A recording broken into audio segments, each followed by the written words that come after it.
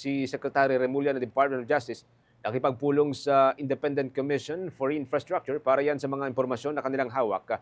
Igil pa rin po yan sa maanumalyang flood control project. May update si Bombo Isa Cotoner. Bombo Genesis, nakipagpulong ngayong araw si Department of Justice Secretary Jesus Crispin Remulla sa Independent Commission for Infrastructure upang talakayin ang hawak na impormasyon ng komisyon at ng kagawaran kaugnay ng investigasyon sa umano'y maanumalyang flood control project. Ayon kay Remulla, walang magiging conflict sa paghahain ng kaso ng ICI sa Ombudsman dahil may opsyon ng komisyon na dumiretso sa Ombudsman o di kaya sa Department of Justice para sa pag-refer ng kaso. Git niya, itinuturing na inisyatiba ng private sector ang ginagawa ngayon ng komisyon kaya't hindi madoduplicate o madodoble ang isinasagawang investigasyon. Kaugnay niyang pakinggan natin na naging pahayag ni Department of Justice Secretary Jesus Crispin Remulla.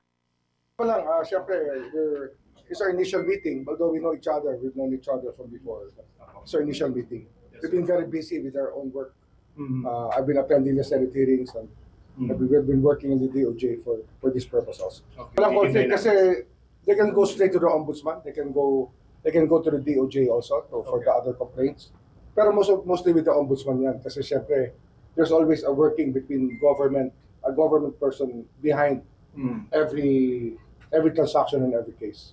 So most of it will go to the Ombudsman. This is a private sector initiative. It's really an initiative that the private sector was included. So that it's more Fact-finding? The fact finding is more tailored towards what the private sector wants. Samantala, iginiit rin ni Remulla na mapag-usapan kung ano na ang status ni Congressman Zaldico. Iginiit niya na hindi siya naniniwalang babalik ng bansa. Si Representative Zaldico, lalo't na't isa siya sa mga naiugnay dito sa mga isyong kasalukuyang iniimbestigahan patungkol doon sa flood control project. Ngunit kung sakali man niya na umuwi si Representative Zaldico, dediretso ito, maaari itong dumiretso at humarap na doon sa Ombudsman. Kaugnay niyang pakinggan natin ang naging paliwanag ni Department of Justice Secretary Jesus Crispin Remulla.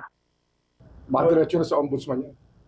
Kasi, alam mo, ang buhay naman ng ginagawa namin, matatapos din ito kagad eh. Pero mas matagal ang kaso.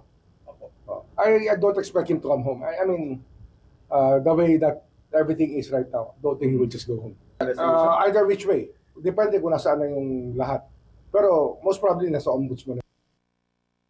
Sa ngayon, Bombo Genesis, kasalukuyan tayo nandito sa Independent Commission for Infrastructure Building at kanina lamang nakita natin na dumating muli si Assistant District Engineer Bryce Fernandez at si Assistant District Engineer JP Mendoza muli dito sa komisyon. Bagaman tinitignan natin kung may panibago bang hearing o talagang pulong lang muna ito doon sa komisyon, pero nakita natin sila dito na dumalo muli.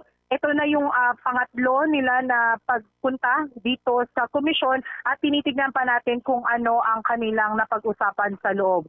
Yan muna ang latest update mula dito sa ICI Building, Taguig City. Ito si Bombo Isa Cotoner and this is Bombo Radio Philippines, the #1 and most trusted source of news and information.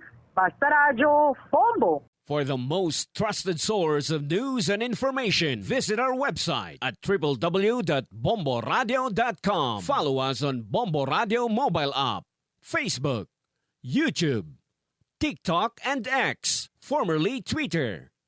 Like, share, and stay connected. Anytime, anywhere.